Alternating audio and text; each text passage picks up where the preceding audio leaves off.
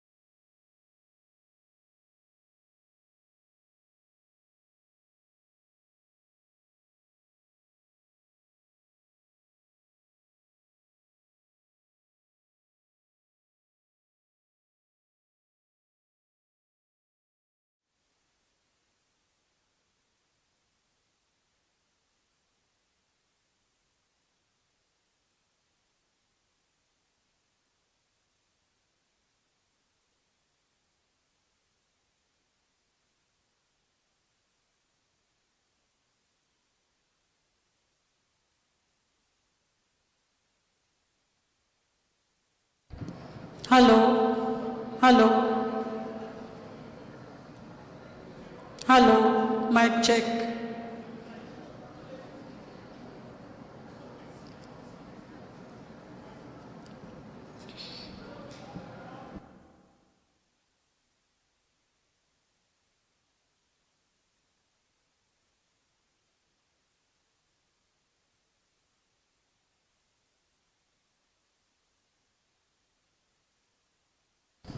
Hello, mic check. Hello.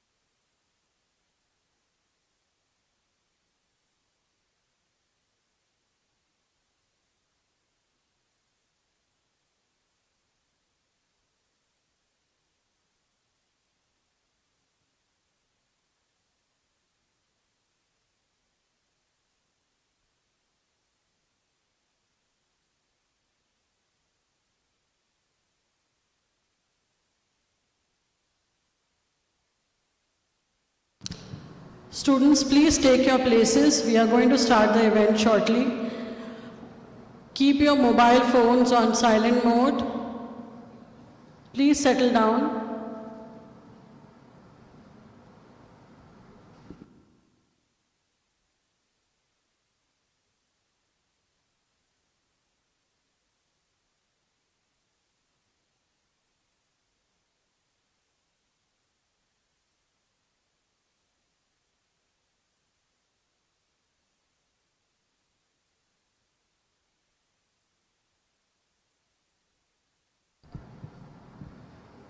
Good afternoon, one and all. On behalf of NIFT Hyderabad, I would like to take this opportunity to extend a very warm welcome to everyone to episode 7 of the Homecoming series, Hyderabad chapter. At the onset, it is my absolute pleasure to welcome our esteemed Director General, Ms. Tanu Kashyap, IAS, our respected Dean Academics, Dr. Sudha Dhingra, and the entire faculty fraternity and students who are present with us right now here in this auditorium and who have joined us online from across 19 NIFT centers. Homecoming, as the term describes, coming back to where you started from. It's a bridge between the past, present, and the future. NIFT Hyderabad would like to honor the legacy of our institution by welcoming back those who have made significant strides in their respective fields. Today, we are especially privileged to have with us two of our star alumni whose journeys from the corridors of this very campus to remarkable success serves as a testament to the transformative power of education and perseverance. It is their determination, innovation, and passion that has brought them success. And we are incredibly proud to have them return to share their journey with us. We are eager to hear our alumni share their memorable journey as a NIFT student, to reflect on their experiences and offer invaluable insights into the professional world. So, without any further ado, let's begin the event. So now I'm going to start by introducing myself. My name is Prachi Bajaj, and I am an assistant professor in the knitwear design department. I'm also a proud alumnus of this very institute from 2004 batch FD. Now, next, I'm going to introduce and invite our moderator for the event, Ms. Jasti Pooja, Associate Professor and Center Coordinator of the FD Department, NIFT Hyderabad. Ms. Jasti is also an alumnus of the very institute from 2003 batch of the FD Department. So please put your hands together for Ms. Jasti Pooja.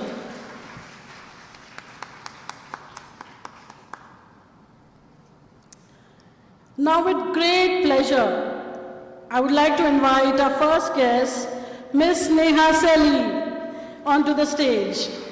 Ms. Neha is a 2004 fashion design graduate from NIFT Hyderabad. Today, she is a proud founder of Bluhemia, a denim design and innovation space, and Nesse Jean, a 100% sustainable denim couture brand. Bluhemia was started for the love of denim in the year 2013, offering services from design to catalog. She works very closely to build brands and stories, covering every aspect from fabric design to sampling, logo design, market research, forecasting, branding, prototyping, manufacturing, sustainable laundry, packaging, photography, visual merchandising, communication design, and styling are her specialized areas. She primarily works with companies who are looking for denim expertise and end-to-end solutions for their collections. They are a company specializing in giving fashion brands a voice of their own. Denim and casual wear being her strength.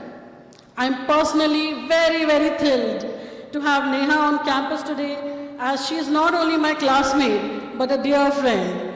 So Neha, please come on to the stage. We are so happy that you are here with us today. Ladies and gentlemen, please give a round of applause to Neha Selhi.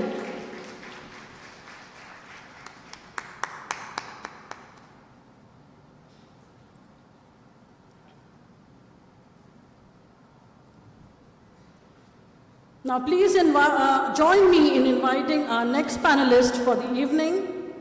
With absolute privilege, I would like to call upon Mr. Rakesh Ranjan, a graduate of 2007 batch of MFM department. NIFT Hyderabad, please sir, come onto the stage. After completing his degree at NIFT, Mr. Ranjan has also secured an executive MBA from IIM Ahmedabad and PGD in Digital Business Management from University of Columbia, after which he went on to complete a Gold Leadership Program from Howard University. Mr. Rakesh is currently the Vice President and Business Head for Superdry India and SAARC countries. His past experiences entail working with MNC giants such as Nike and Adidas. Mr. Rakesh is an experienced business leader with more than 16 years of experience and business acumen in building and managing brands and businesses across India and SAARC countries.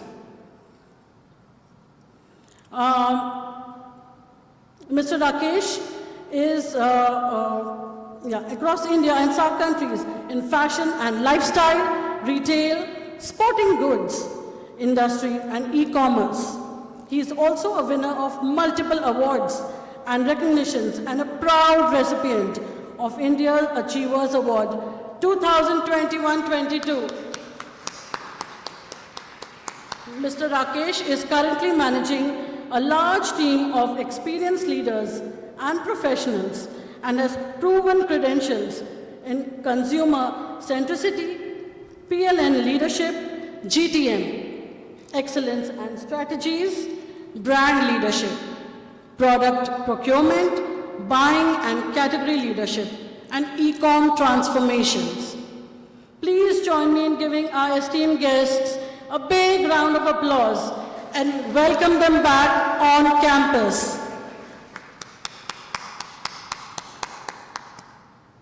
Now, I would like to request Ms. Jasti Pooja to take over the mic and take the event forward from here. On to you. Thank you, Prachi. Thank you all for coming, and thank you especially to our alumni, Neha Seli and Rakesh Ranjan. Thank you so much for taking out the time for this, and we hope this will be a great homecoming for you. We'd love to definitely get into what that journey has been like, okay? So, you know, we're all here in this phenomenal institution, National Institute of Fashion Technology, for a reason. And I think that reason is fashion, fashion industry, the future of fashion, all those things that interest us. So I'd love to hear what each of you think about that. Like, what is your take on the fashion industry, or whether it is your time in the fashion industry, or what you anticipate the future holds? Yeah, the mic needs to be on. Okay. Thank you for the question, and lovely to be here. Hello, everyone. And it's really nice to see, it looks like our old selves back, back in 20 years back. Coming to the question, I think fashion industry has grown tremendously. At our time, there were only 7 NIFTs, and now there are 19, which is amazing to see, and even the batch sizes have grown. This has happened across the world. It's not just India, which is really nice to see that there has been so much of interest in fashion. At our time still, it was a little more mainstream, because I would remember contemplating between engineering and design, and being the creative, having the creative spark. I did take NIFT, and it was the best decision. But it's really nice to see fashion becoming so big, fashion industry becoming so big. There are some of the key trends which I see in the future of fashion. Also, currently it is happening. I think I'm going to be talking a lot about sustainability, because I'm a sustainability warrior myself. My brand breeds sustainability. That is one of the main pillars of our brands. So I think future of fashion, definitely we'll have to look at the whole world and the whole planet as a very important aspect, and cannot really work individually like, it's my company, my profit. We'll have to look at a little more holistically when it comes to fashion. So understanding circular fashion, understanding the 3 Rs, and it's one thing about understanding, and it's another thing about really putting it into use. So I think that is one of the key trends which I see, which are currently happening in the West big time, but slowly trickling down to, our country as well. Another thing which I really feel it's going to be big is innovation in technology. I think technology integration, whether it is AI or augmented reality, virtual trial rooms, digital clothing on Clo3D, which is cutting down costs and effort, and also a lot of resource depletion which will be not there because of that. I think all of these things will really transform the way fashion is produced, marketed, and sold. So I think these 2 aspects, I'm personally a lover of all things vintage and a lot of touch and feel. Being a designer, I always want to create and not ever be on the side of, on the other side where we are managing things and not really creating myself. But at the other side, I also know the importance of digital innovation and technology coming into play. So I think these 2 things I really feel would shape the future of fashion. That's great. Thanks for that insight about all the things that have changed and will continue to change, and how it even has changed your perspective on it and our collective perspective Absolutely. on it. Rakesh, something on similar lines for you as well. So first of all, thanks Dr. Ma'am and the faculty of NIFT Hyderabad for giving me this opportunity. I'm really excited to be back in campus and meet you guys.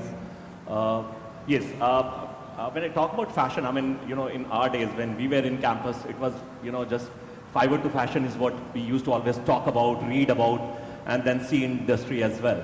But, now the nuances of fashion has definitely changed, It was very binary when we talk about fashion in those days, like 10 year, 15 year back, where, there is a classroom or there is a workshop where fashion used to originate, and it was binary because it was 0 or 1. And we all used to talk about, that there is a fiber thing, then there is a fashion which is originating. But now if you look at it, the nuances of fashion has changed. Every day trends are changing. The players who are actually controlling the fashion is changing. And it has become, multinational. It has become multiple, it is impacting lives of people. So you talk about music, you talk about art, and fashion is impacting lives of people. And it has become a kind of embedded in the culture as well. So there are things that my colleague talked about right now. Sustainability. Yes, it is, it has become a crucial pillar of fashion right now. In fact, a lot of brands are originating, D2C brands. They don't have a brick and mortar presence. They are just, designed in a workshop, and then they have become global only because of, sustainability, because they are driving and leading sustainability. In fact, the brand that I am leading right now for India, I mean, their core value lies in sustainability. In fact, everything that they are doing from yarn to fiber to fashion that we are doing, it is all sustainable. And sustainability, while it is a word, but there is a complete ecosystem, value chain that goes into, while you want to, embrace sustainability in your fashion. So that's one thing. The second piece is, of course, tech and innovation. So everything has become digital now. So in our world, it was more touch and feel. But now if you look at it, Shein, for example, a brand which is, originated in China, and they are like, competing with fast fashions of the world like Zara and H&M. Now they have become the biggest brand in US. And trust me, none of them, the consumers who are buying from North America, Shein brand from China, they have touched and feel. But only by looking at silhouettes, by word of mouth, by digital, marketing, they have become massive and big. In fact, Shein is also entering into India, with one of the local players. Digital is something which is transforming the world. Tech innovation, if you look at a lot of design imprints that is being done, that is done by graphic designers rather than actual designer. So the skill set that is required to drive fashion has changed, ultimately in the marketplace. So new skill sets are required, digital skill sets are required. Third thing is AI. My colleague talked about AI. I am actually seeing, and we are getting impacted. In fact, in our organization, we used to do physical shoots. There are campaigns, ad campaigns, brand campaigns that you will see in marketplace. So we used to do physical shoots prior to, 6 months back. But now there's a mandate which has come in that you have to do a closed room AI shoot. I mean, the cost is it is quite cost efficient. Then you don't have to channelize resources to do campaigns. So this is just an example, but it is changing our worlds, AI. You go to retail store, and now there are mirror which is embraced with AI tech. So you don't have to change. You just need to put the apparel in front of you and in front of mirror, and it will show you exactly how it looks like. So that is something which is, changing our world and transforming our world. So fashion is also about, embedding and embracing these, tech, innovation, AI into our world. The other big thing, in our world, in our days, we used to talk about fiber to fashion. Now it is concept to consumer, CTC. It has become a mantra of every brand, retail, organization or ecosystem. We call it responsive supply chain. Basically, it is about you have conceptualized something, how fast you can get into the market. The trend is changing every day. I was just talking that, denim was till 6 months back or 8 months back, denim was in trend. Now cargos, joggers, athleisure is into trend, and it is impacting our lives and business. So then, the other big thing is responsive supply chain and concept to consumer. As in, how fast the concept can be brought into the marketplace and can be put in front of the consumer. So these are some of the nuances that we are seeing, and it is impacting our lives and our business and our fashion ecosystem. Thank you so much, Rakesh, for that very insightful introduction. Now, our audience is mostly students, and some of this might be a bit stretched out for them. So let's give them something that they can relate with. So tell me, how would you describe yourself as a student? Maybe Neha, you could go first, I'm What were very you nervous like? about this answer because Malini ma'am is sitting here. So Malini ma'am was the one who taught us, and apparently I wasn't a very Seedha kid. But I think if I have to describe myself, this was 20 years back, and I still have a streak though. I think I was a very good, I would call it good blend of creativity and mischief as a student. So Prachi would also agree to that, ma'am also agrees to that. And I'm glad I'm able to become aware of it. So, but I do think that, that mischievousness kind of adds a flavor to the inherent creativity. I mean, I really pushed my boundaries in getting things like done at the last moment, and getting that perfect finishing touch to the garment in the construction module. These were all different experiences.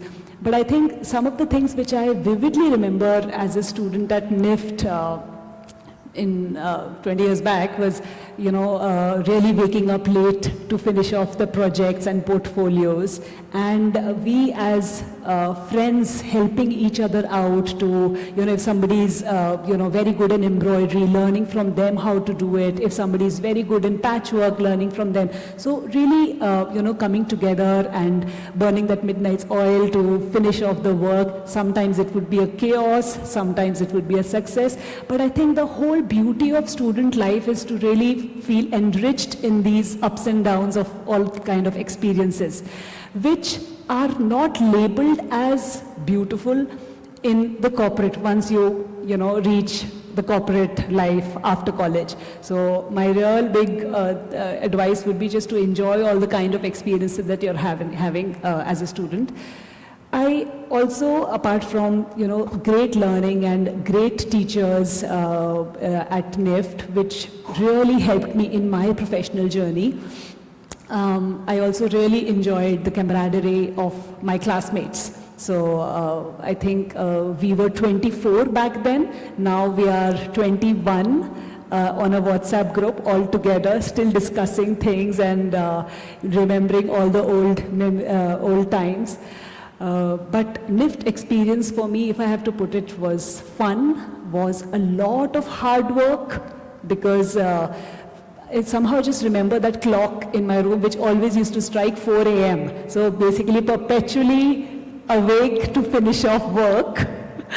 And I think huge amount of personal growth in those years, especially for a UG, because you're just out of 12th and in the family support and mollycoddling, and you're out by yourself in a different city. So I'm from Delhi, in a different city like Hyderabad, and just being on my own, making new friends, understanding new experiences, learning new things on the way, and enjoying it all. So tremendous love for the institute, and just a fabulous, glorious those 3 years.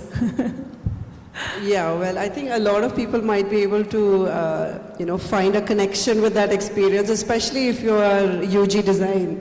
I think that resonates with a lot of people, the late nights and the camaraderie, definitely. Of course. Now, Rakesh, for you, I think this will be very different because you came here for your postgrad. But nonetheless, tell us, what were you like as a student back then? So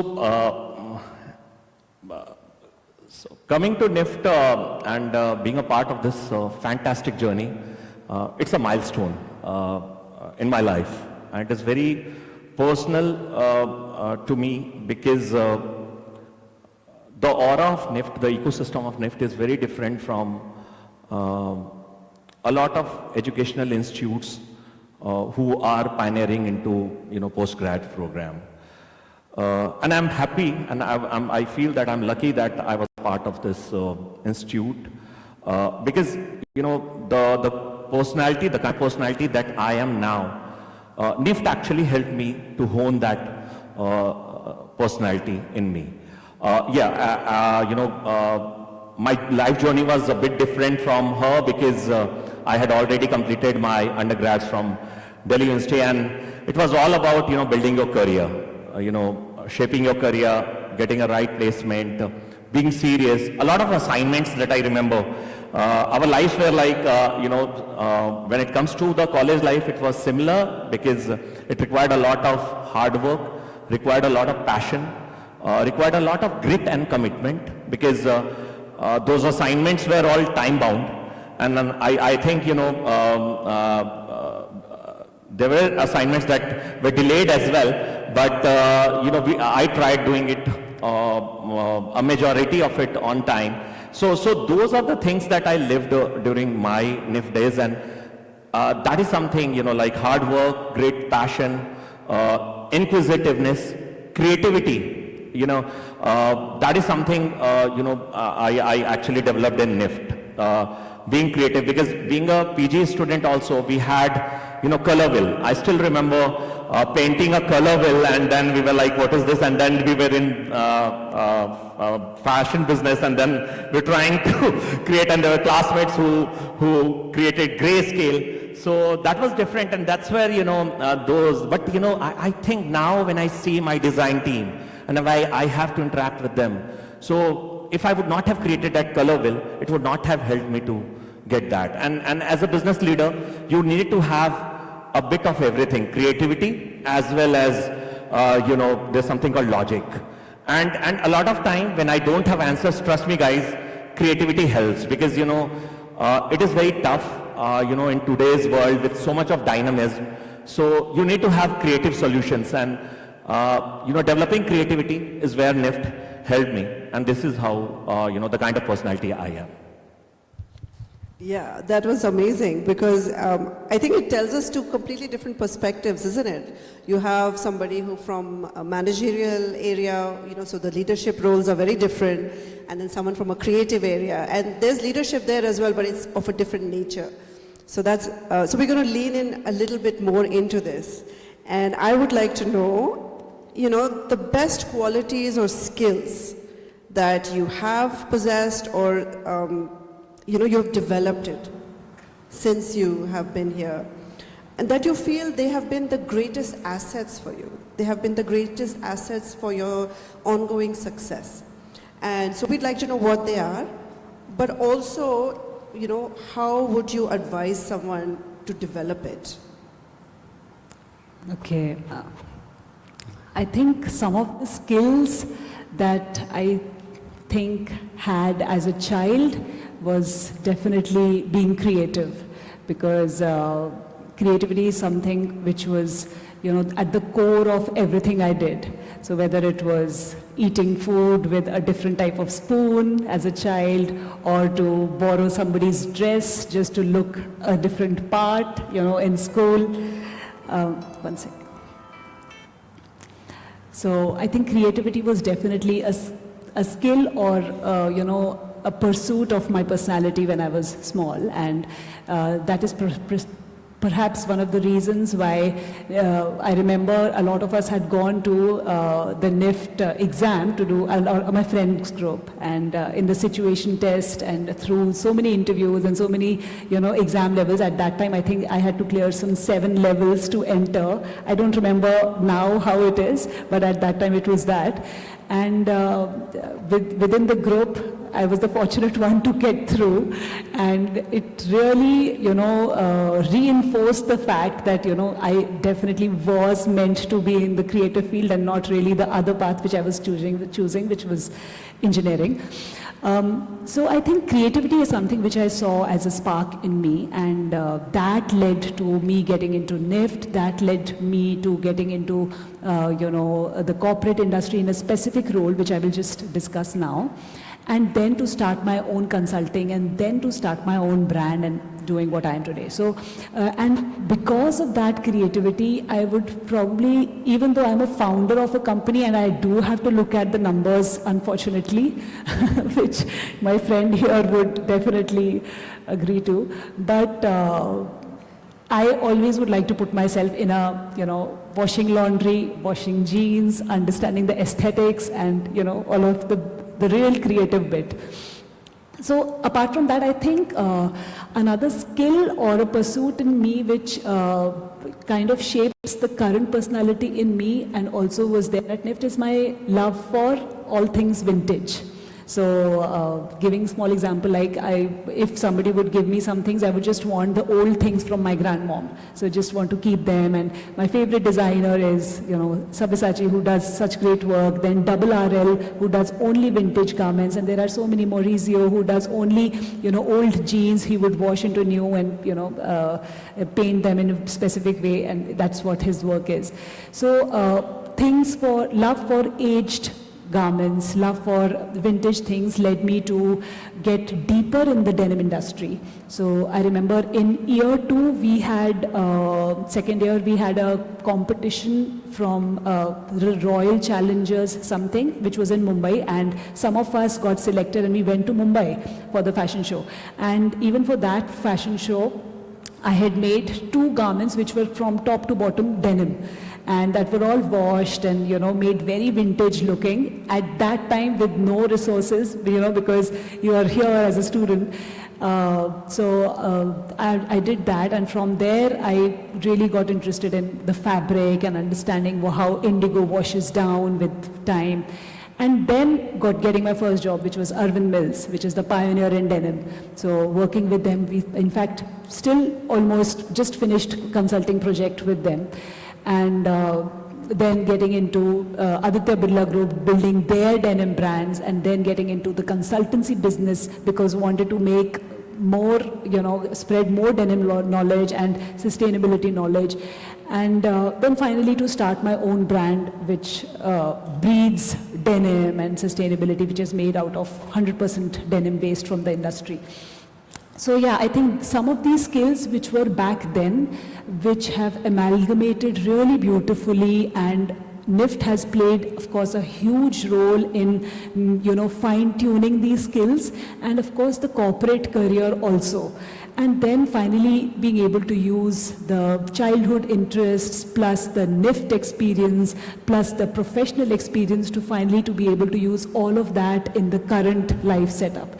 I think it really makes a beautiful story, but in reality, I think it has really shown up. If it wasn't for creativity and for, the love for the aged things, I don't think I would be doing this, what I'm doing today. That's great. So what would you say to somebody if they wanted to maybe work on that, build on that? So I think for the dear students here, it is really important to find their inner calling. And it is very easy to say that instead of, it is very hard to find it, because that inner calling, we might think that it has to be unique or it has to be, never done before. I don't think it is needed. It really is about finding your uniqueness and how would your personality, take that and you coming out of that. So, for example, if you are really bent on, maybe your favorite subject is garment construction or pattern making, how could you, use that skill and make an existing brand great, or use that skill to make your own brand? It really depends on what your inherent capability is. You know how we say ikigai? Like in design, I really feel everybody is gifted with something or the other.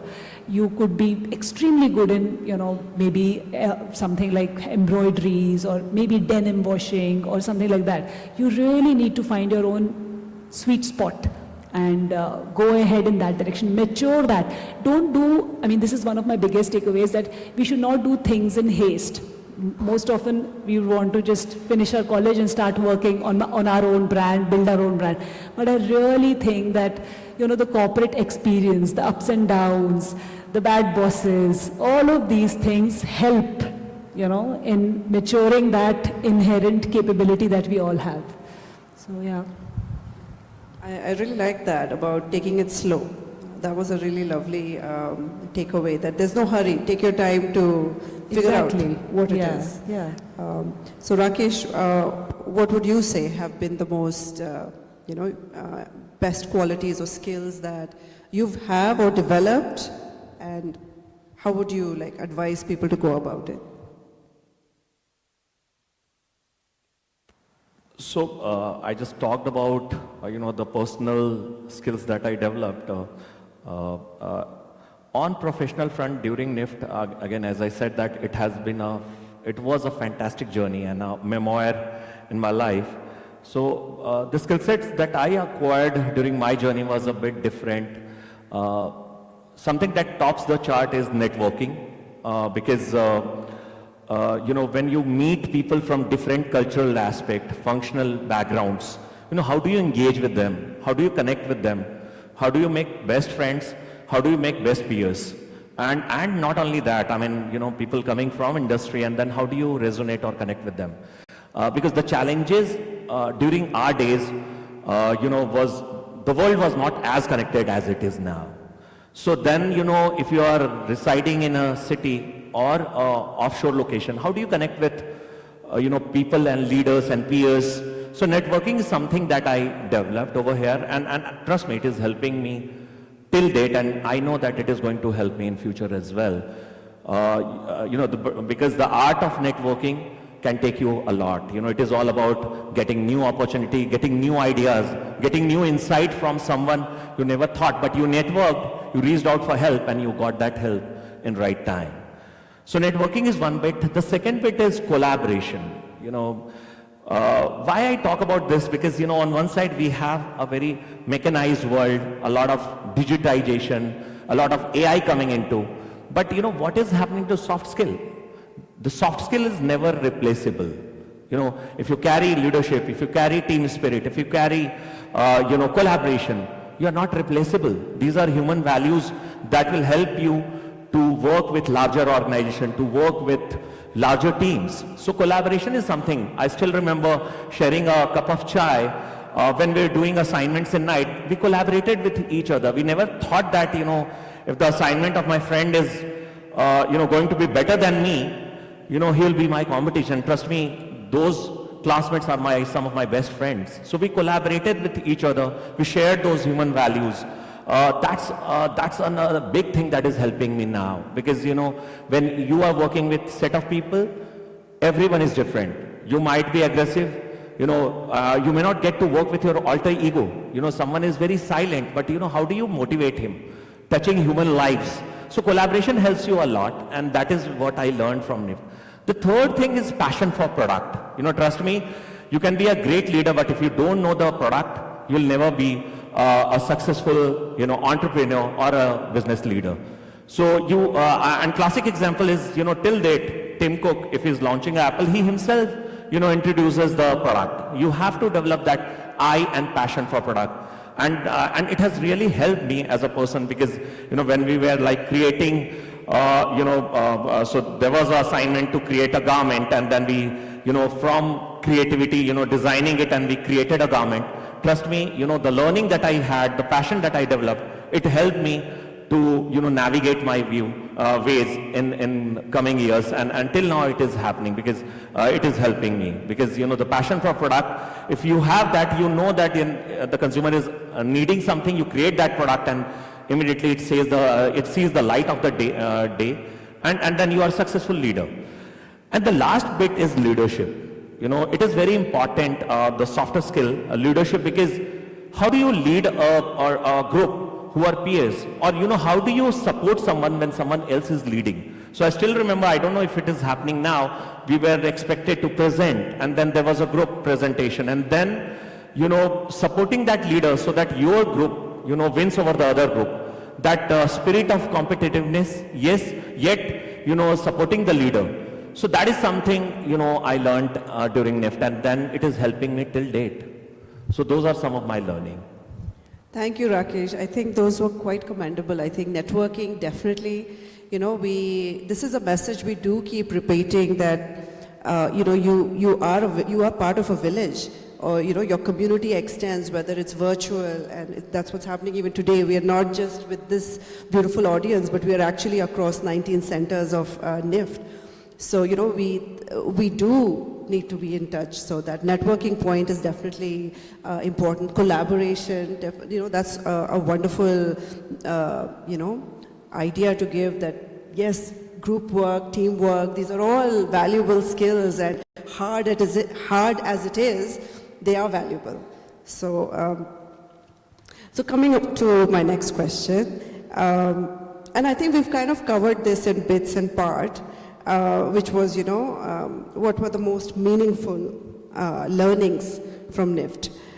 So is there something specific that you think that really kind of made a mark for you, and it really served you very well in all these years? Something that happened with a NIFT experience, that has served you really well, and why do you think it did? I think the earlier question was about the inherent skills that I had, and this question is about what NIFT added, right? Okay. So NIFT has definitely added a lot, and I think one of the most important things which I have, taken from here is discipline.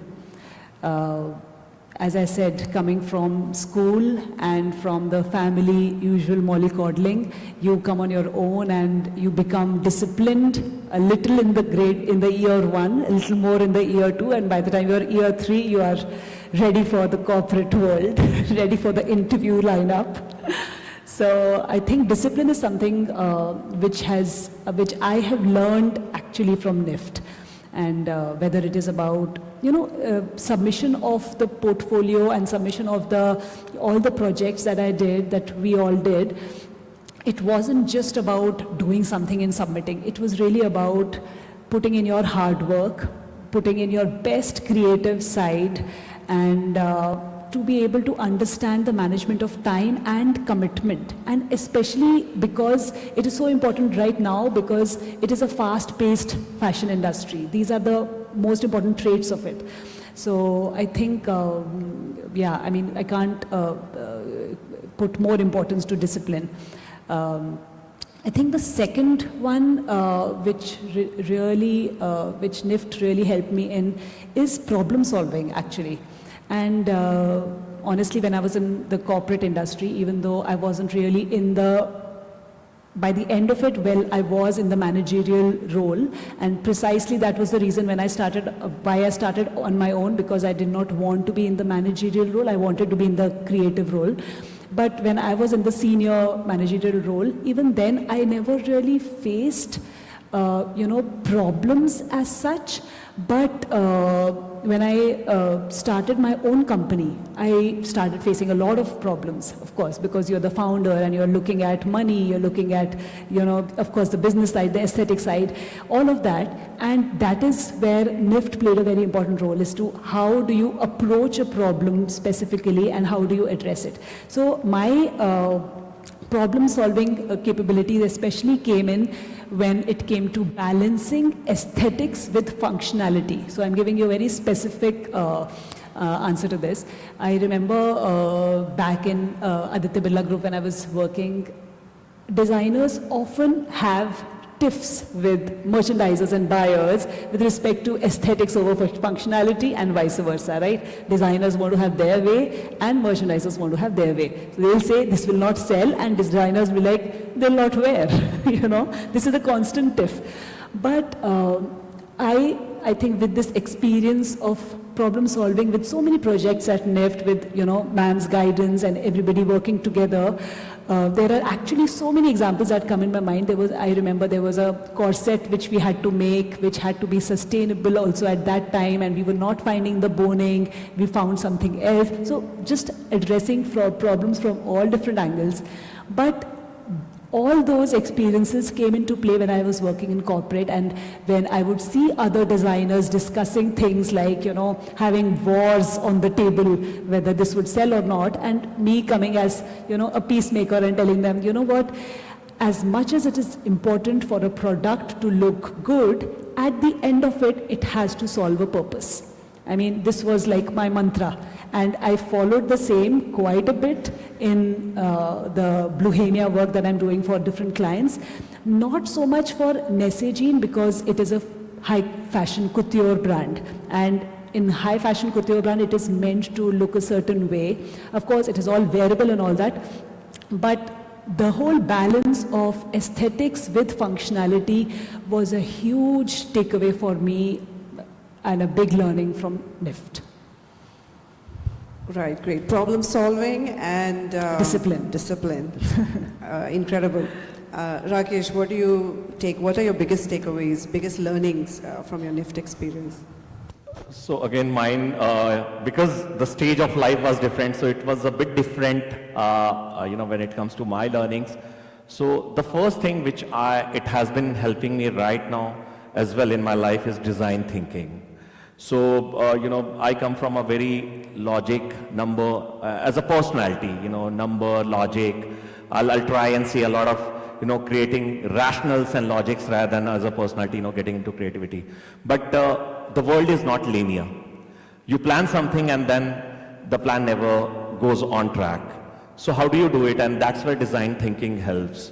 Creating a non-linear solution to a problem statement. That is something that I learned in NIFT. The ecosystem is very conducive, where it actually challenges you to think out of box. For every problem statement, the overall assignments that were thrown to us, it was very non-linear, and that's where a lot of creativity, a lot of design thinking was used. And trust me, thanks to this entire ecosystem, because the world where you go, it's a real world, and then you have live problem statements where you don't have a linear solution to those problem statements, and that's where the design thinking helps a lot of leaders, business leaders. So that is something that I kind of embraced, learned, and is using from my NIFT days. So that's one thing. The second thing is again going back to soft skill, which is respect and care. The care for time, the care for commitment, the punctuality, the respect that we have for the ecosystem, including faculty, peers. So that is something that I learned and have been using, till date. And that is what is, motivating me. And till date, I'm connected to this world because of the respect and the nostalgic, memories that I have with this world. Thanks, Rakesh. That was really nice. I think it just goes to show how, the world's kind of getting closer together. Design thinking kind of just tells us that, it's not so separated anyways. It's all coming together, and, it works really well. And definitely with care and respect, it goes a long way. Now, this is a question that's often asked, whenever there's a career counseling exercise that you do, which is, looking ahead 5 years, 10 years down, what do you see yourself as? What do you see your career as? Did you ever undertake this exercise? And if so, I mean, it's been a while since, you would have taken that exercise if you did it straight out of college. But I feel old. So it's been a while, but nevertheless, I think at some point, have you done it? So the exercises, you kind of write down how you see yourself 5 years down the line, 10 years down the line. And the objective is to help you see what you really desire and then what you can do to, achieve those goals. So what were your goals and where are you on that path? Maybe we could, yeah. So this question has cropped up many times, starting from the first job to the second to, I think, with the clients also sometimes we get into good conversations and then, the relationship goes beyond businesses. So, so it's not a new question for sure. But the answer to this question has always changed for me. I mean, and I actually think that has been for good, because then actually it shows that, you are hungry for more, but in a good sense. So back then, when I had just passed out from NIFT, my goal was to be the, best denim designer, because denim was my passion, and to understand the nitty-gritties of denim, you know, indigo from the root and why the natural indigo is not being used. And I had just so many questions, and I was like alone because there was actually nobody to even look up to at that time. There was nobody. And so at that time, that was the goal. Then after some time, I really wanted to build brands which breathed denim. So I joined Aditya Birla Group, helped them launch LP jeans and Louis Philippe jeans and Allen Solly jeans. So that happened. After some time, the goal changed to, you know, doing a little more meaningful work. So yeah, we are doing denim and design and for companies and all of that, but how do you change it to some kind of a, you know, purpose? So I brought in, and also because being in the denim industry, it was so evident that the kind of pollution the textile waste is making, the reality, the statistics actually show that per second a truckload of garments are being dumped in a landfill. You know, these are the kind of statistics. And while we are talking, we can imagine how much would have happened. So then the whole awareness shifted to sustainability side, and that is the reason why, you know, while working in the denim industry with so many clients, I understood the need to launch a brand that is sustainable but not at the cost of design.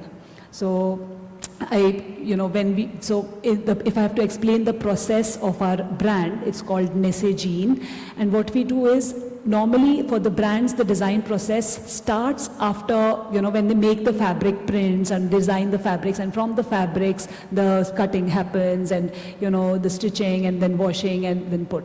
For us, it's very different. We get waste, all the waste fabrics, whether it is small or sludge or, you know, the lint, everything from Arvind, and mainly and other companies as well now.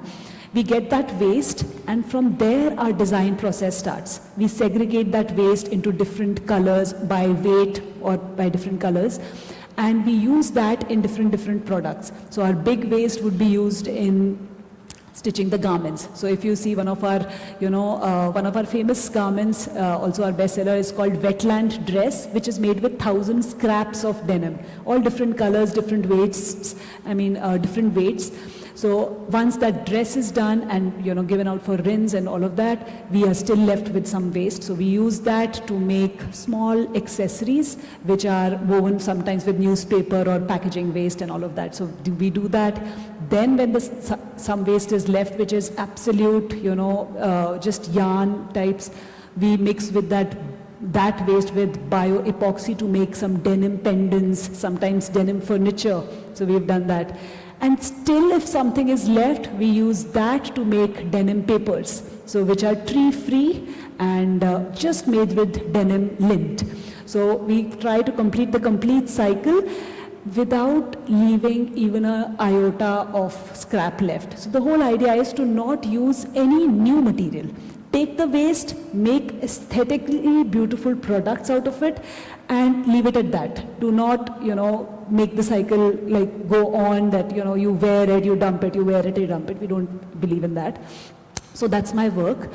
And I think, to be able to understand sustainability deeply was my next goal. And if you ask me my current goal, where am I think current goal would really be about, I'm actually doing a lot of work with a lot of NGOs and a lot of students, guiding them about sustainability and denim. Not so much denim actually now, because denim is a very niche segment, but design and branding.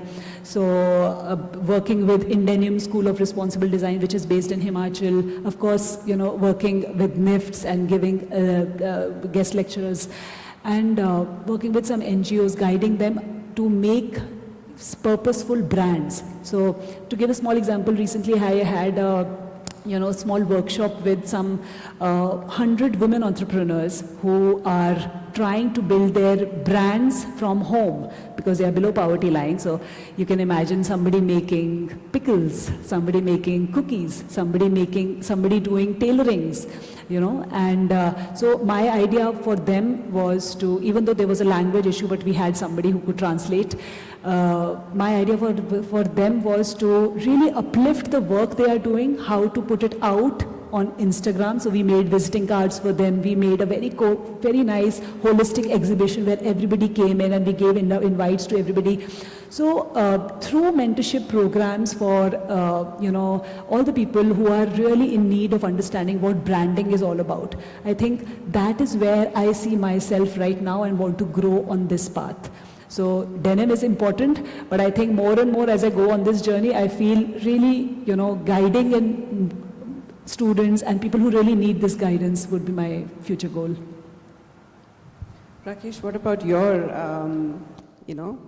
5-year plan or 10-year plan or? Yeah, Pooja, so what a sheer coincidence. Like 8 months back, I was in a leadership workshop and all the leaders, so there was a coach who was, because we are exposed to a lot of coaching programs. So he had asked, and this entire thing is called Future Backwards, where he asked all the leaders to write the CV thinking about next 20 years, and backward. So that's where, this entire thing was called Future Backwards.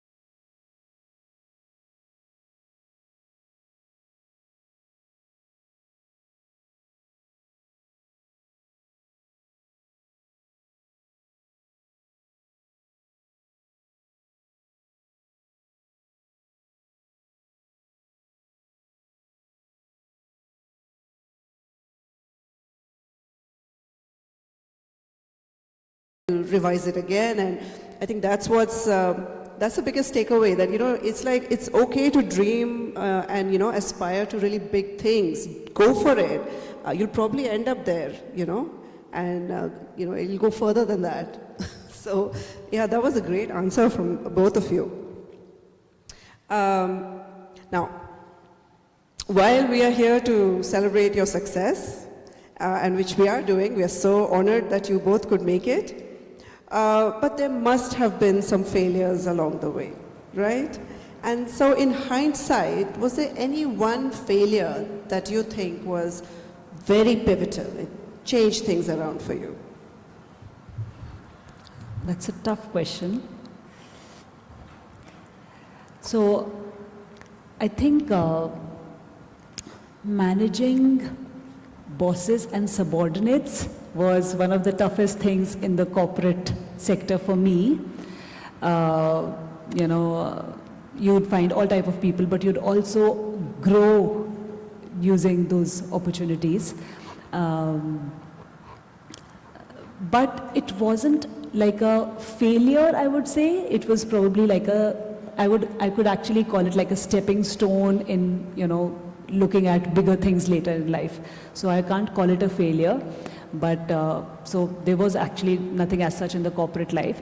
But yes, when I started my own company, which is Bluehemia, where we build brands for people who are looking for denim expertise and casual wear expertise, I think finding the right clients.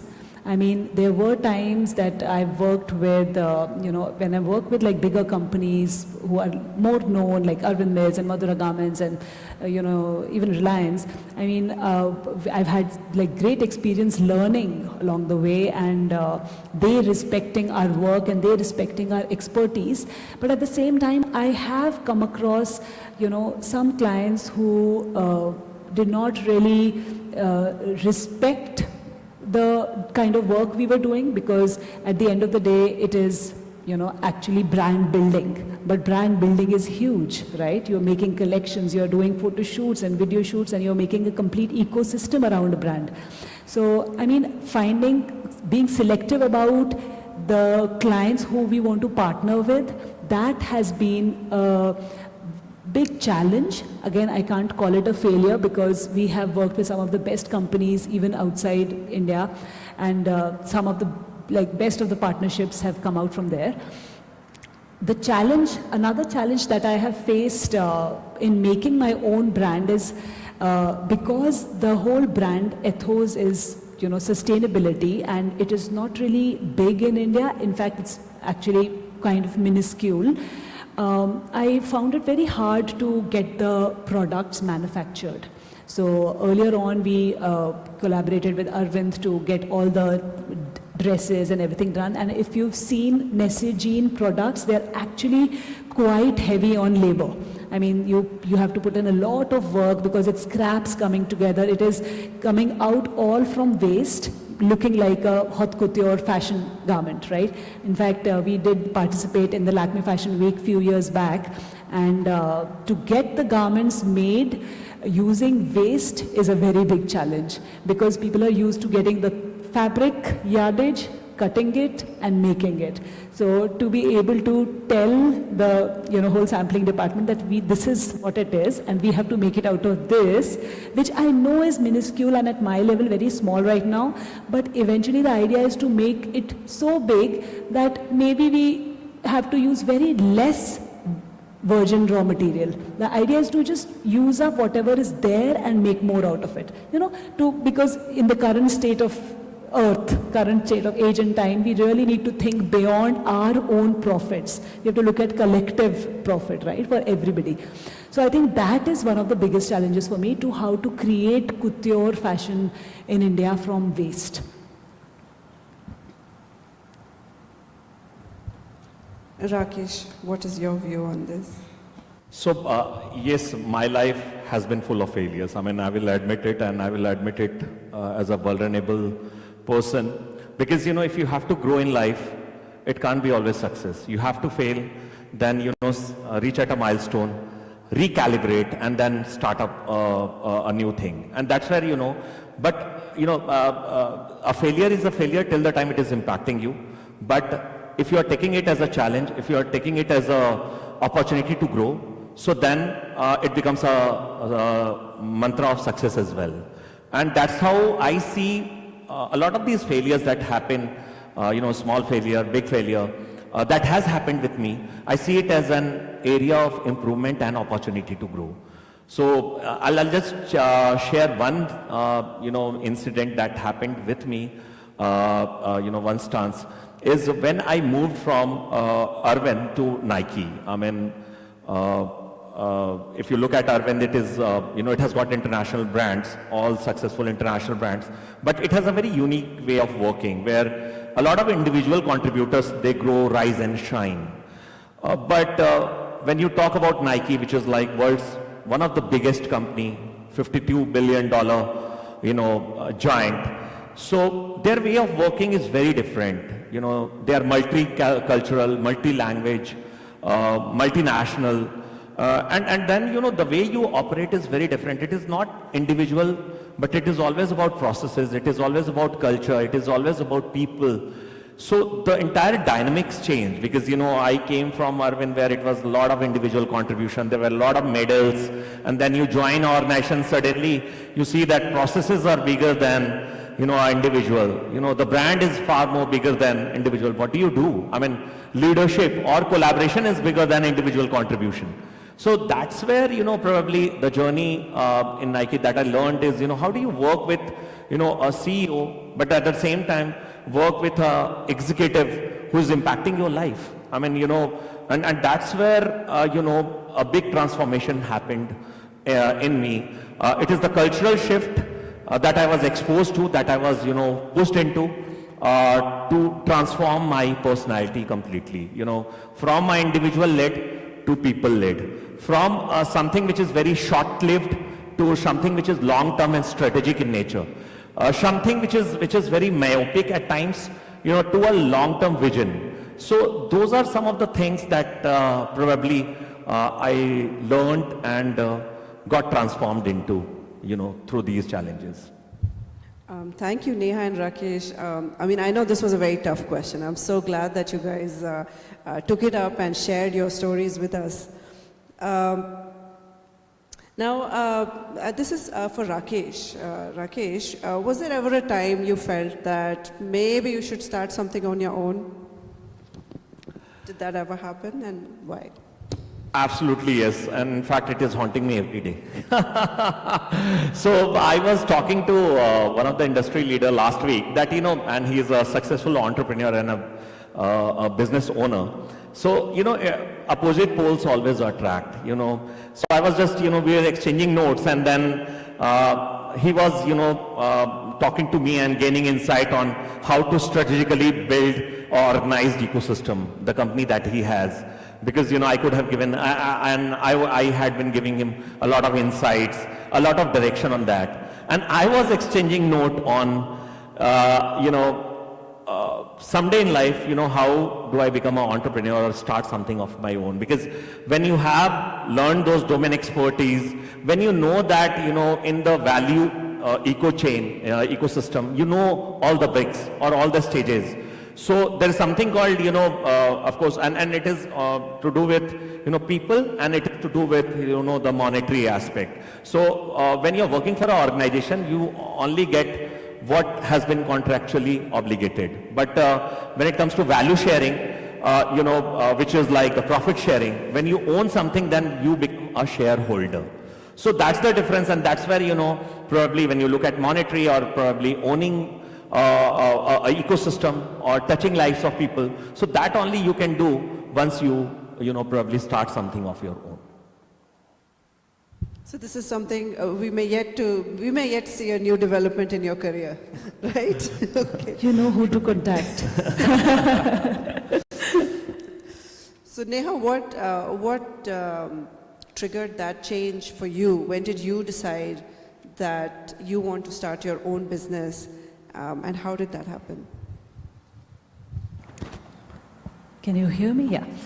So I think when I was working in Arvind Mills, I was being the denim head there, and my travels were often to the US market, to, one of the biggest clients was Gap, and doing denims for them, and I used to feel so happy when my collections used to get selected, and at a world platform like Gap, you would see in Gap India, one of the stores, your collection. I remember there was one denim piece where the inner waistband was made with raw silk and 2 camels on the side were embroidered in the back waistband, and in the middle it was written Gap in Devanagari script.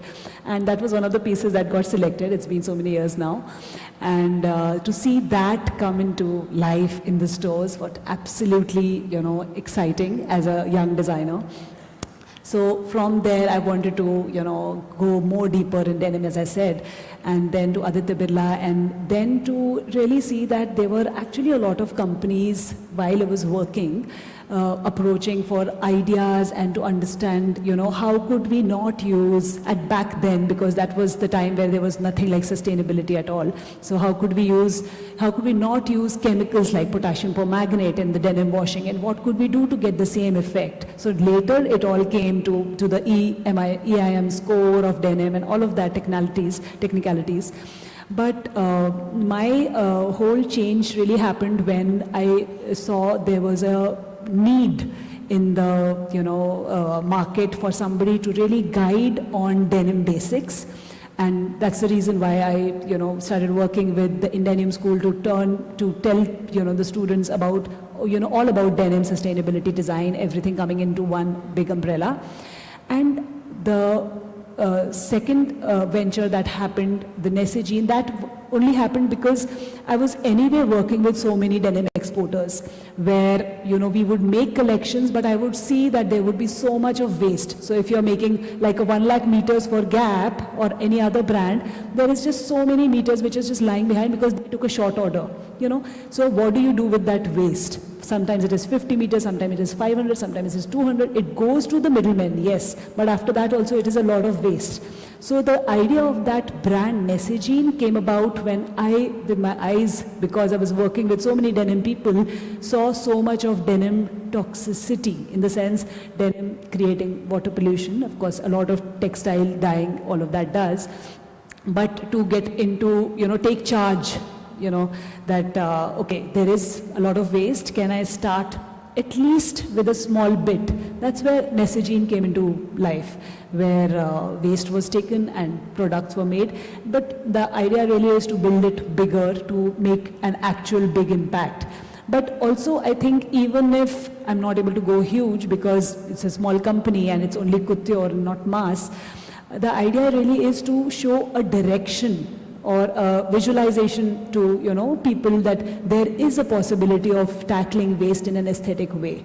We need not make sustainable fashion white or light brown, which is what is the normal way. So you can really go wild as long as you have your intention clear. So I think for me that was the breakthrough moment. That's beautiful. The product basically drove you to create it yourself. Right. Isn't it? Okay. Okay, tell me, what's the best part about your job? Rakesh, we'll start with you. What's the best part? And we really want this to inspire people to kind of see your career as something to, follow in your footsteps. So tell us that. So I think I love this question because I love my job. That's how I'll start. And why I'm saying this, because, I am a firm believer that if you don't love something, please don't do it. If you love something only, then your passion, your zeal, your grit, your hard work will actually, you will be able to give your 200% to, things that matters and things that you love to do. So, I love my job, I love my team, people around, being around people with whom you are getting inspired and whom you are inspiring day in, day out. In fact, I always say that 65% of our active life, when we are not sleeping, we spend that time with our, office or, work ecosystem, workspace. And then, if you're not, imagine an ecosystem or a workspace where you don't love, going there. Every, we call it Monday blues in corporate, that every Monday after Saturday, Sunday of holidays, you have to go back. And imagine if you're not enjoying, then why to do that? I mean, that's where, it's love for people with whom I'm working. I'm getting inspired from them. I'm inspiring their lives, touching their lives. It's love for my job because, I was always passionate to work for brands. And there is always a level of uncertainty that I see it as a challenge because, when you are driving a business or heading a business, so the business ecosystem is itself very dynamic. I mean, because it is dependent on consumers, it is dependent on people, and the consumption pattern changes every day. I mean, yesterday we had COVID, tomorrow we have got, fire, and day after tomorrow there's something else. Then how do you deal with it? How do you get those meaningful solutions? How do you engage yourself and your teams to get those mindful and meaningful solutions which are relevant for, the marketplace? So that is something which keeps me, up and alive even in day and night, and keeps me happy. Yes, thank you so much for that. Yeah, you do, I think, have to love your job to really, excel at it.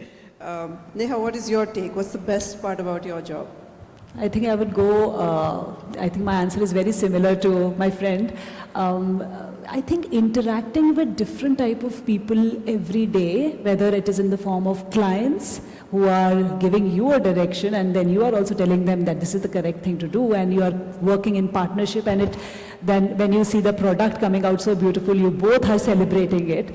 I think that, and also interacting with the younger generation. I mean, for me, because I love giving them insights about the professional journey that I had, and also the students, and just basically interaction and building solutions together. I think that is probably the most beautiful part of my job. Yeah, I'd have to agree with you. I think I also kind of resonate with that, because I think it comes down to the people, isn't it? You end up Right. being with people, and if you love that, you love what you're doing. Right. Okay, so we have just a few more things to, maybe quickly get into. One is, institutions and academics being what they are. Do you have any suggestion for NIFT, something that NIFT can do better, and why? Should I answer? Yeah. Sure. Okay, so on one hand, I think NIFT is a superb institute for shaping people's lives, and for me, it has been a pioneer, in my professional journey and even personal growth.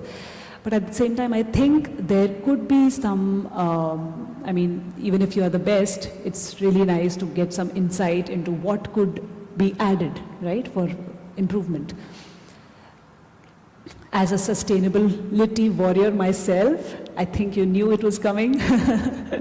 I think maybe if not like a whole course, but like a module, maybe if it could be designed where we are guiding students about the whole circular fashion, and how it is important to understand what really sustainability in the current age and time means, and how it is not really an option anymore, more like a necessity.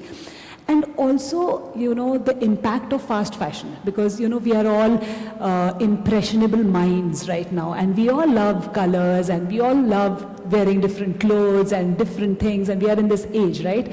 But I think the impact of fast fashion really needs to be addressed, whether it is the ethical, side, or the environmental impact. Both, if it is the ethical impact, where the labor exploitation that is happening. We know so many examples of that, the Bangladesh factory incident, and there are so many things. And the resource depletion, which is, the environmental side of the dark side from the fast fashion sense. So I think sustainability as a module definitely should be put into use, because, I think it's very important. Second one, I think, we are all, when we pass out of NIFT, and it really shows in the final design collection that we are so excited, putting all our effort and creativity and burning midnight oil, and doing our best to, find the right song. I remember at my time we did all of that, doing the best in the fashion design collection, which is in the final year, right? But when we are doing this and when we are coming out in the main world, there is a huge difference, right? I think it is important for the young designers or brands to have a certain kind of a social appropriation. In the sense, I see a lot of brands and designers who are, borrowing from marginalized cultures, or even getting inspired from some tribes. India is a very rich country, right? You can get inspiration from everywhere. But as designers, I think it is our responsibility to really, appropriately represent it and also respect. I mean, I'm a firm believer that if we are borrowing things from here and there, especially because India is beautifully varied, it is really important to appropriately represent and not really take anything for granted. I mean, this is one of the biggest, I would say to all the students. I did think of a third point. Yeah, I think third point is very, very important. Actually, all are important, but third point mainly so, because this especially goes for people who want to get into fashion marketing and communication. Are the students from fashion marketing also here? Communication? They are here. Okay, so I think, see, in the current age and time, it's very important to understand how fashion industry is impacting the mental health and body image, self-esteem, of consumers, especially young consumers. So if a fashion company or a marketing person or a marketing company knows how to address that sensitively, keeping in mind the inclusivity and equality and all the things that we are all talking about all the time, I think that is going to be an important lesson, especially from the communication side, to make sure that these things are sensitized, because we see huge amount of mental health issues in the younger segment now. And I can't say it is only fashion industry, it is also the media, but fashion does play an important role. If somebody is buying like a Shein garment, as how he said, you would want to buy that. But if you can't afford it, then you're feeling depressed, because that garment which is available only in an S size, you are in double XL, you can't really fit in. I mean, these are the things which brands have to think of to really make it holistic and equal for everybody. So I think, yeah, apart from these. I think you'd be happy to know actually sustainability is Hello. embedded in a lot of, all the courses. Oh, wow. Yeah, so they learn it at different points, and we'll definitely discuss and tell you more about it afterwards. That's But amazing to know. that's definitely there. And inclusivity also is something that we talk about in, in the final year especially. So yeah, we've got it covered a little bit. Wow, Maybe this we is can amazing discuss to know. more. I actually about it. thought so, that this would already been covered probably, or maybe in the pipeline, but glad to know. Yeah. But thank you for sharing that. What about you, Rakesh? Would you have any thoughts on what you think we could do better? So yes, I do have thoughts because so probably I'm not updated on things that is happening right now in NIFT, be it course curriculum, be it as updated, or the exposure, exposure which is given to all the students, UG, PG. But one thing that I definitely feel, because I've been exposed to, 2 or 3, couple of more, management schools, global management school. So one is, how do we get NIFT closer to industry? So, because eventually everyone, you become an entrepreneur or you work for an organization. You have your own setup or you work for a large corporate. So you have to work in industry. And the nuances of industry, as I said, that is very dynamic, changing, fast-paced, and challenging. I mean, it is very challenging. And that's where, if we can get NIFT closer to industry, because in a lot of my interaction with faculty, with NIFT management, I keep sharing this, that, the more insights we can expose our students to, and I'm sure there is a level of engagement which is already happening, but can we bring it more closer to industry is something that I feel can open up pathways of success for NIFT. It's a pioneer institute in fashion, but I see a lot of students not only working for fashion after passing out, but a lot of different field also. I know a NIFTian who's working for automobiles, in automobile design. So, how do you bring it closer is something that, because the gateways, the pathways, that you see is very, you get perspective. Second, you also look at, challenges and opportunities which you get to know. The second thing is, benchmarking. So why I'm saying that, the students from NIFT, be it UG, PG, they have to compete. This ecosystem is competing with, in parallel, organizations which are global and local, as in local in nature.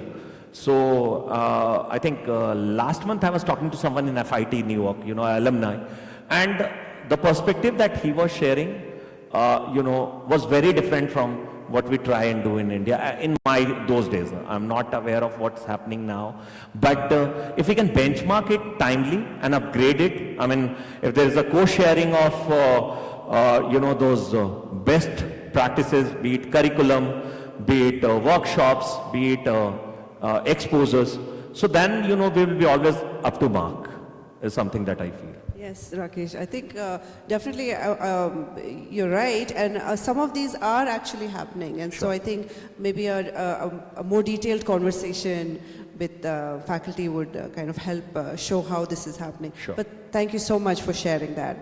We'll open the floor now for any questions if you have, and please come over to the side here, and we will give you an opportunity to ask your questions.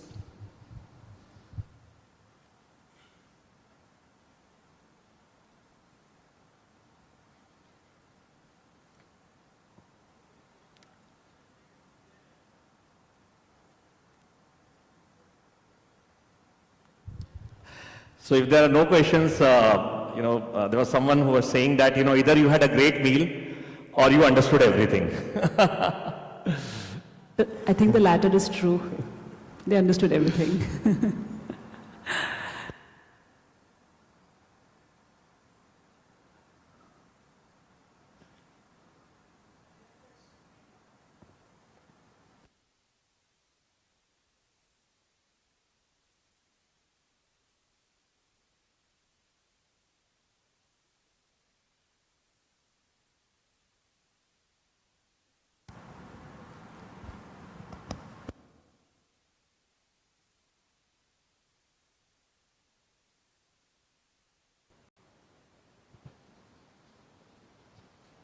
Hello? Yeah, I'm audible. Yeah, actually I'm fashion designer from NIFT Shillong. Yeah, I did my bachelor's from NIFT Shillong.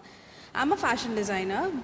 I worked also, but right now while studying MFM over here, I got really very excited over marketing profession as well.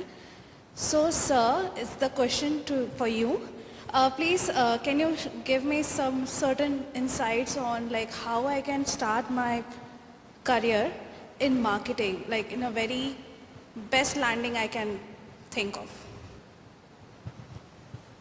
Sure, I didn't get your name. Priya Singh. Okay, Priya, that was a great question. In fact, I think 45 minutes back I was talking to Pooja, on a lot of times, you have those questions, and I think this is, actually the one that I was thinking in my mind. So I'll go back to my, the third question that she asked me, third or fourth question on, goal setting and, before I hit on your question. So my suggestion will be, set tough goals and then be exploratory on this journey. What happens if, that goal I'm not able to achieve? Can I look at, alternative plan and then get into? I always wanted to be a business leader, but I started off my career as a merchandiser in product. And at that time I was exploratory. I was getting this opportunity to work for an international brand, and I got into product and merchandising because, I was thinking at that time, let me get this job, let me get into, and probably let's see if I will be able to navigate. And trust me, after that my journey was in merchandising, then product head, then I got into category sales management, then I got into sales and revenue, I got into marketing, and then eventually a business leader. So my journey to business leader went through different aspect. But yeah, I had set my tough goal that I have to work in brand. That is something which is non-negotiable. So coming to your question, if you want to get into marketing, if there is an opportunity, please grab it. If there isn't, how do you work? And the marketing, there are different kind of marketing now. Digital marketing, retail marketing, consumer marketing. So, you need to define that and then, probably work around. If it is brand marketing, so then look at, if you are getting any opportunity in brand. And, the good part is when you're starting afresh, so you can get into, there's a brand that you want to work with, get into product, get into sales, get into buying planning, and then eventually navigate your career. You know, because big brands, big companies, they don't want to, lose their people. And that's where, they grow them at times laterally or vertically. So, you get into buying merchandising and then, start navigating your way towards marketing if you are not getting one. But if you are getting one, please grab it. So that's how my suggestion will be. It is all about defining the end goal and then be exploratory on that journey. Yeah, one more thing I need to highlight. Recently, I was like GP is like coming for Sorry? graduation project. Yes. Yes, so I was applying for certain big brands. Of course, as you said, like you should target high. So I did my interview for Nestle or some more as well. The demand for marketing portfolio they were asking, because though it's NIFT, and for designers, though it's like they ask for that. So do you think that marketing, if there is a thing like if I need to navigate directly to marketing, that is like I should make the marketing portfolio and get it, or like as you said, like buying merchandise, get an insight, and then learn into like brand marketing and digital marketing area? What will be the better option? So again, it depends on the choices that you have. My first answer will be, if you have the choice to directly attack the bullseye, be my guest and take it. But if you don't have, and why I'm saying, I'll give you a perspective now. So when I was in NIFT at that time, there were only, 4 IIMs, and then, bunch of top B school. Now today, if you look at it, you've got 20 or 15 or 20 odd IIMs, and then so many, and then there are courses in those top B school, and I'm just giving you the harsh fact, courses in those B school which are dedicated to marketing. So, for a business leader like me, if I'm not, if I keep away my hat from NIFT, so I would always want to, hire someone whose domain expertise lies in marketing. If you are applying from NIFT, which is, a course specialized in fashion management, versus someone who is from hardcore marketing, B school, so then, that's where the choices and preferences for the companies come in. So then my suggestion will be, don't get disappointed. You join a big company and then navigate. You want to do a digital marketing, you start showing your inclination, interest, and suddenly you will see that, you have been, you have been asked to, you have been given an opportunity to work in that team, and then suddenly you navigate your way out. If that was not the case, I would have been still a product guy or a buyer or a merchandiser, senior buyer or a merchandiser, but I navigated my way out. And that's where, I would suggest you to be exploratory, and everyone in this room to be exploratory. If you're not getting A, there has to be a plan B. Get into plan B, be disciplined about it, set tough goals, and be exploratory on this journey to find your real goal. Thank you, sir.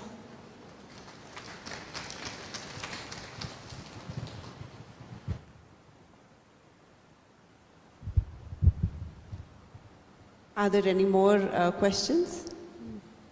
Yeah, please come forward.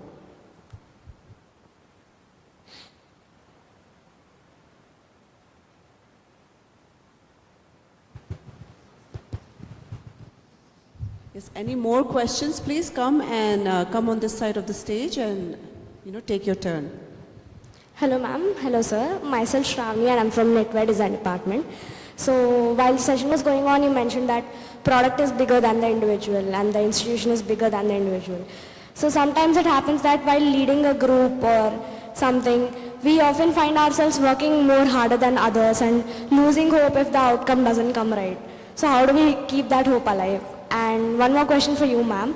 I found the name of your brand very interesting, Nisi Jean. Can you share the meaning of it if possible? Thank you. Okay, should I answer first? The first question is for him, the second is for me, right? It's like any of you can answer. Okay, then you go. So I think that was a beautiful question. I didn't get your name though. I am Shravani. Shahin. Shravani. Shravani. Yeah. So Shravani, that's another bit, my learning again, that I would want to share with everyone and with you, Shravani. So your career or your journey is not a sprint. It's not a 100-meter race. It is a marathon.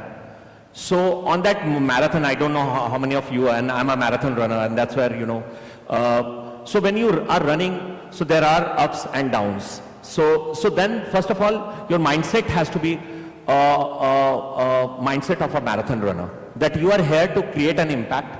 That impact maybe, you sometimes, some people get it in short life, and some people, get it in ages, So, but that should not dishearten you, because everybody's journey is different. You are a marathon runner, probably you are taking a road which is much more smoother, and the second marathon runner, he's taking a road which is not smooth, so he might take more time.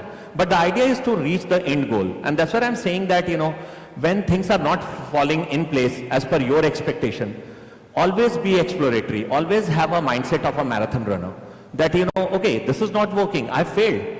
That's okay. I mean, what are the learnings that I can? How do I recalibrate myself, and how do I prepare for my next battle? Because, when it comes to industry, when it comes to journey, when it comes to personal or professional life, this is how it happens. The God will ensure that life is not fair to you. And then, if life is not fair to you, then you have to have those long-term goals, a mindset of a marathon runner, set tough goals, and always be exploratory to navigate your way. And that will, and when you have this, that peace, then that patience, so then you will always be able to recalibrate in tough, ecosystem as well. And then you will be able to rise and shine. So I'll add to this actually. Your question was about how to make peace with, others in a group when, you're all working for the same goal, right? I think especially, you'll probably not be able to do, justice to what I'm saying in a college setup, because we are very young and our intelligence also is maturing with experience. But I think when you're working in a company, or when you're working for a specific brand and you're working as a team, when you have a higher goal of, like for example, a brand to do well, you'd probably not think so much about, it'll come naturally, you'd probably not think so much about me doing better than this person, who are together a part of this team to make this common brand a big success. Because at the end of the day, your goal is clear. Your goal is not that you want to get a higher raise than her. Your goal is your team rejoicing in the brand doing well, right? So these kind of things I'm sure can be put into use even in the student life when your goal is bigger, that our whole class did so well, Malini ma'am took us for a party, or the brand did so well, we collectively got a raise. At that time, things like me over the other would probably not set in, because you're looking at a higher goal, right? And actually, with time, you would actually start rejoicing in others' efforts too. So that is another shift. So that was my answer for this. Your second question was the meaning of Nesse gene. Okay, so it is very interesting. Nesse comes from the word necessary, and necessary gene means sustainability, as I said, is not a choice anymore. It is necessary to be put in, like in our bloodstream kind of a thing. Also, Nesse happens to be my initials, Neha Selly. Thank you, sir. Thank you so much.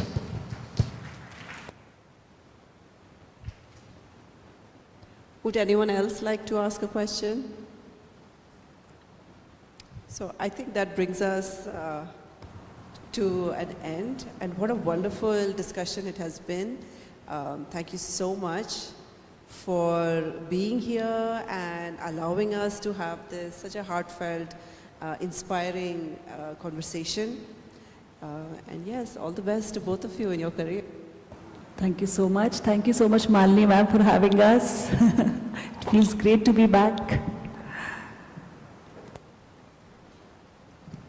Wow, this session has been so interesting, and it's been so engaging and inspiring. I'm sure it has resonated with all of you sitting here. And one of the reasons is that I think what our speakers here spoke today came from a really true place. I think they shared very honestly, how they felt while they were in campus, and they've, seamlessly given you all the information that is required for you to excel. So a big round of applause to our esteemed guests here. And all the points are well taken, whether it is about striking a balance between aesthetics and functionality, about creative thinking, how, we need to find our inner calling, all the points are well taken. And the audience has been really good. Patiently, all the students have been sitting here, listening, absorbing every single word. And I hope, all the learnings from here will go a long way for each one of you.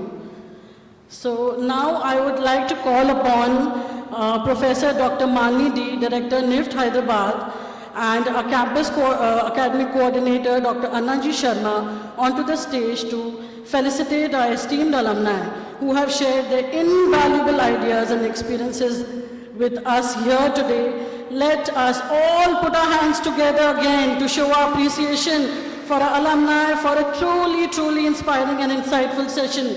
They have specially taken out time from their busy schedules to come down from different cities just to be here with us today.